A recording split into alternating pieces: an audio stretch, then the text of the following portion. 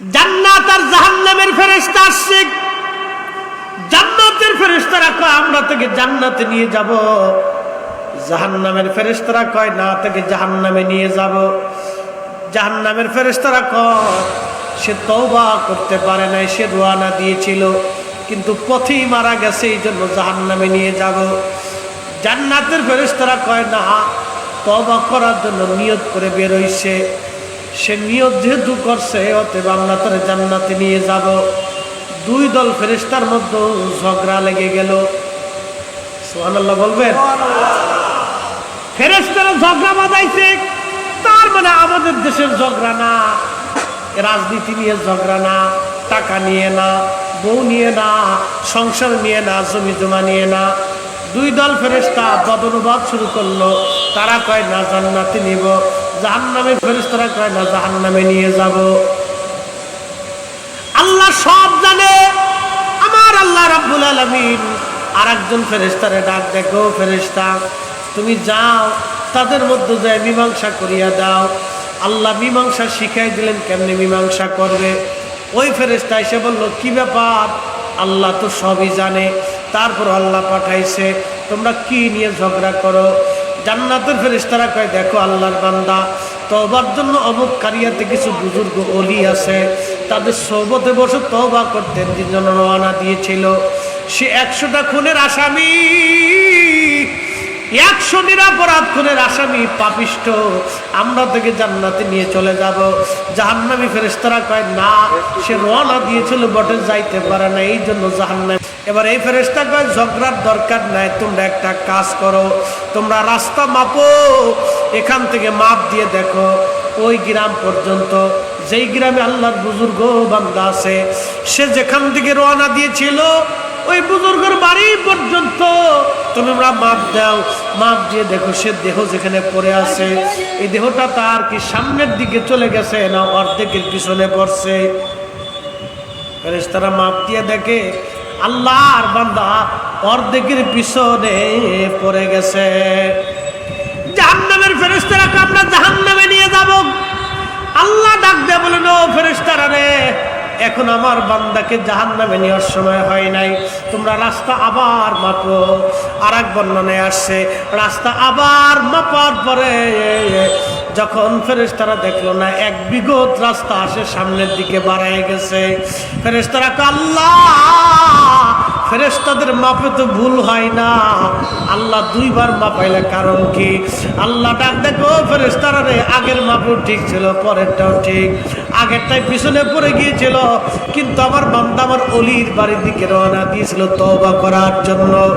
এই জন্য আমি আল্লাহ তার তওবাকে কবুল করে নিয়া আমি আল্লাহ দয়া করে আমার রহমত দিয়া তারা মাফ করে দিয়া আমি তোমাদের এই পিছনের জায়গাকে সংকুচিত করে দিলাম, সামনের রাস্তাকে আমি আল্লাহ 1 বিঘত বাড়াই দিলাম, আমি আমার বান্দাকে সামনের দিকে 1 বিঘত আগায় দিলাম আমার রহমত দিয়া। একবার জোরে বলা যাবে কি আল্লাহু আকবার। ওলির দরকার আছে না নাই? জোরে বলেন আছে না নাই? হাত উঁচু করে বলেন আছে না নাই? হাজার ফতোয়া দিলাম আমরা আল্লাহর ওলিদেরকে ভালোবাসি, বাসি যাব, কথা কোন ঠিক কিনা? 99 জন মানুষ মেরে ফেলে দেওয়ার পরে এই লোকটার অন্তরের ভিতরে আল্লাহর ভয় ঢুকে গেল। আল্লাহ, এতজন মানুষ আমি মেরে ফেললাম, হায় আফসোস, আমার কি উপায় হবে? এই অন্তরের মধ্যে যখন তওবা আসছে, আল্লাহর ভয় অন্তরের মধ্যে ঢুকে গেল, তখন এই মানুষটা চলে গেল এক পাদ্রীর কাছে। দেখে এক পাদ্রী রাস্তা দিয়ে হেঁটে যায়, সালাম দিয়ে বলে হুজুর একটু দাঁড়ান, একটা মাসালা আছে। বলো বাবা কি মাসালা? বলে হুজুর আমি 99 জন মানুষ হত্যা করেছি, এখন আমার অন্তরে আল্লাহর ভয় ঢুকছে, তওবা করতে চাই আমি, আল্লাহ কি আমারে মাফ করবেনি?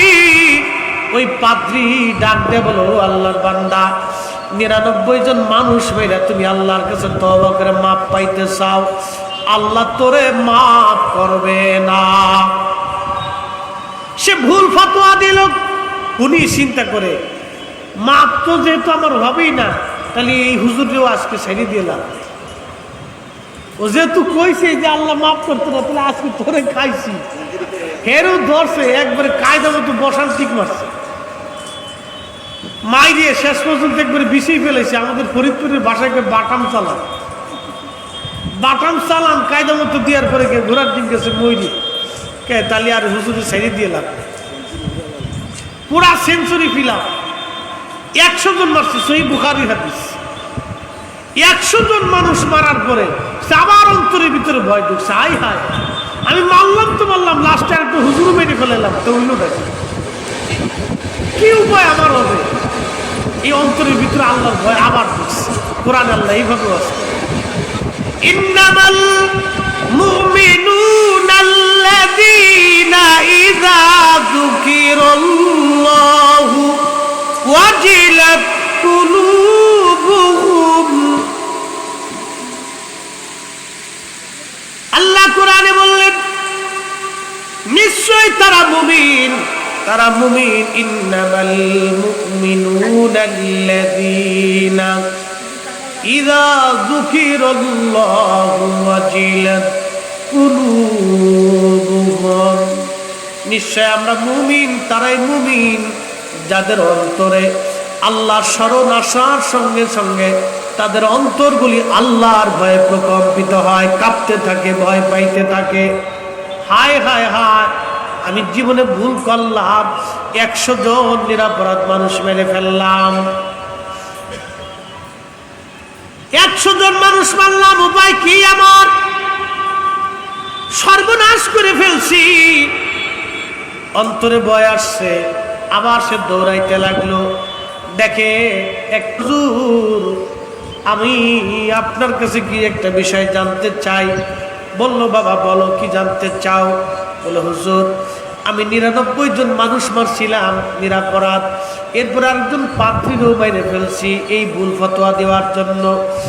আমি যে 100 জন মানুষ মারছি, হুজুর আপনি বলেন আল্লাহ কি আমার তওবা মাফ করবেনি, আমার গুনাহ মাফ করবেনি? আমি তওবা করতে চাই, ভালো হয়ে যেতে চাই। আল্লাহর ওলি ডাক দিয়ে বলেন হ্যাঁ আল্লাহ তোমার জীবনের সমস্ত গুনাহ আল্লাহ মাফ করে দিবে। একবার জোরে বলা যাবে কি সুবহানাল্লাহ?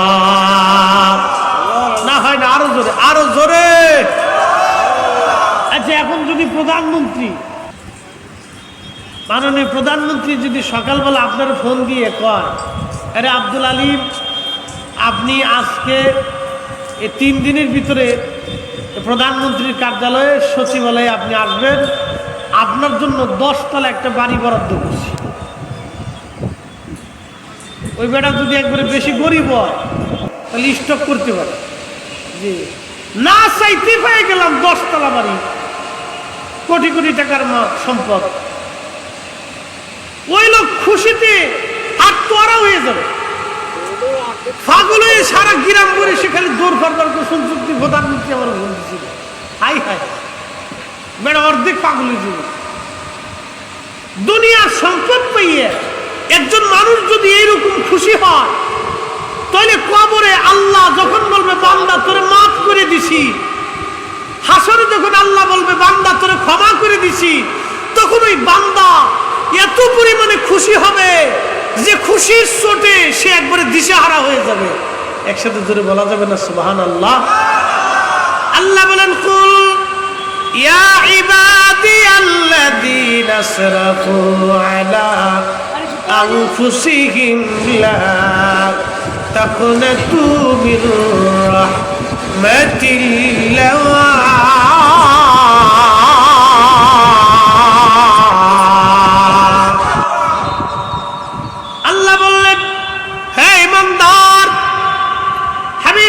বলেন হে আমার বান্দারা তোমার নিজের নফসের সাথে যতই জুলুম করো, তুমি বহুত পরিমাণে গুনাহ করছো, গুনাহ করে করে আসমান জমি তুমি ভরে ফেলছো। ও আমার বান্দা আমি আল্লাহর রহমত থেকে তুমি নিরাশ হইও না। ওয়ালা ইয়াগফিরুয যুনুবা জামিআ, আমি তোমার জীবনের সমস্ত গুনাহগুলি মাফ করে দিব। একবার জোরে বলা যাবে কি আল্লাহু আকবার? এই আমার দিকে তাকান, হাসরের মাঠে সবার শেষে যে জান্নাতে যাবে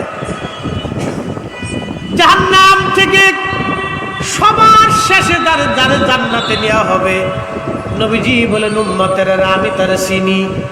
সবার শেষে কে জান্নাতে যাবে? সবার শেষ একবারে হাসরের মাঠ, বিচার সারির যা আছে সব শেষ। জাহান্নামে আল্লাহ দিয়ে দিছে।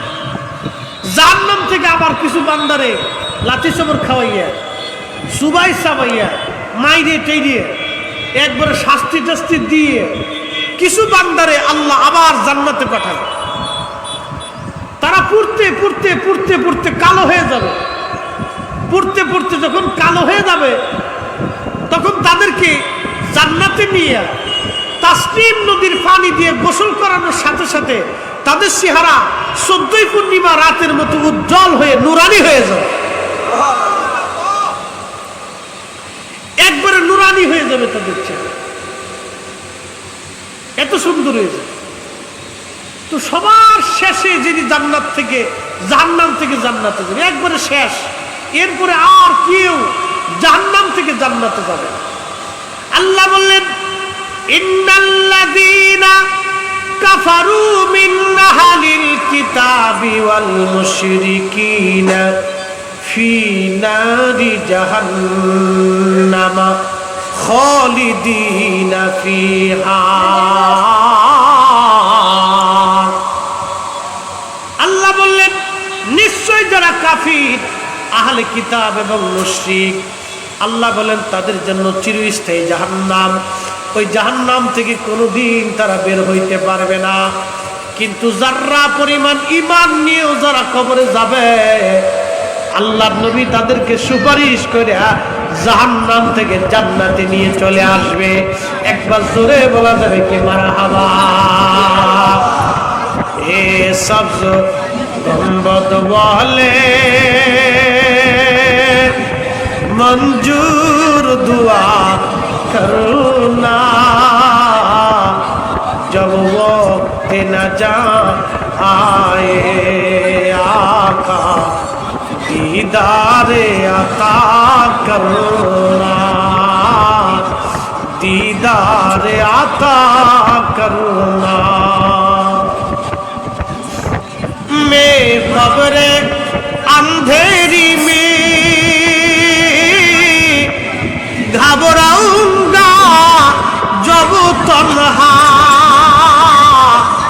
इमदाद